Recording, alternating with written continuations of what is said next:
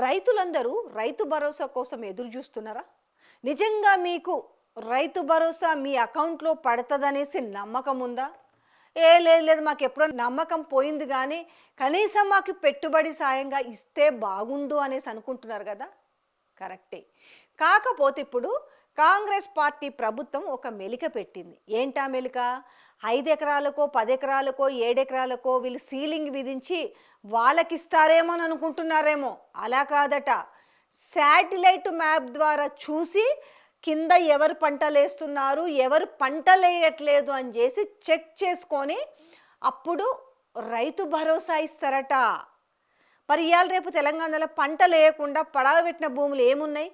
దానికి satellite map కూడా అవసరం లేదు. నిజంగా చెప్పాలంటే ఊర్లో వాళ్ళ అగ్రికల్చర్ అధికారులను పంపిస్తే ఏ ఊర్లో ఎంత భూములు ఉన్నాయి, ఎంత భూముల్లో పంట సాగు చేస్తున్నారు అనే విషయాన్ని తెలుసుకోవడం కష్టం కాదు కదా. నిజంగా వీళ్ళకు రైతుల మీద ప్రేమ ఉండి రైతుల మీద చిత్తశుద్ధి ఉంటే అది జరుగుండేది. కానీ లేదు కదా. ఈరోజు నేను చెప్తున్నా కదా, మా లక్ష్యం అంతా కూడా సంపదను సృష్టించడము, అది పేద ప్రజలకు వంచడం అంట.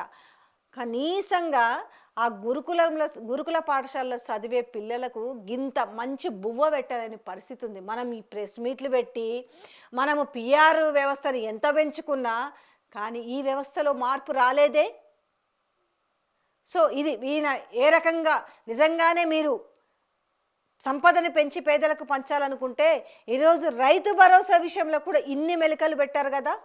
సో ఇదే అడుగుతున్నారు తెలంగాణ ప్రజలు.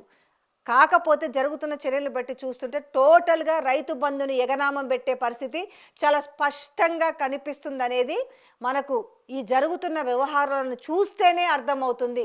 టోటల్గా ఈ ప్రభుత్వం అధికారంలోకి వచ్చిన తర్వాత జస్ట్ 2 దఫాలలో ఇచ్చారు. అది కూడా ఫస్ట్ దఫాలలో కేవలం ఎకరానికి 5,000 రూపాయలు ఇచ్చారు. అది కూడా 1 ఎకరము 4 గుంటలు 2 గుంటలు 3 గుంటల భూములకి మాత్రమే ఇచ్చారు.